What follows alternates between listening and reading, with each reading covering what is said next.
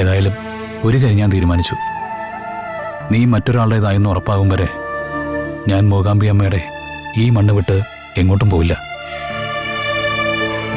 അങ്ങനെ ആയിക്കഴിഞ്ഞാൽ ഒരുപക്ഷെ ഞാൻ എന്താവും ചെയ്യാന്ന് എനിക്കറിയില്ല. എന്തായാലും നീ മറ്റൊരാളുടേതായി തീർന്നെന്ന് എൻ്റെ മനസ്സിന് ബോധ്യപ്പെടും വരെ ഞാനിവിടൊക്കെ തന്നെ ഉണ്ടാവും ദേവുട്ടി.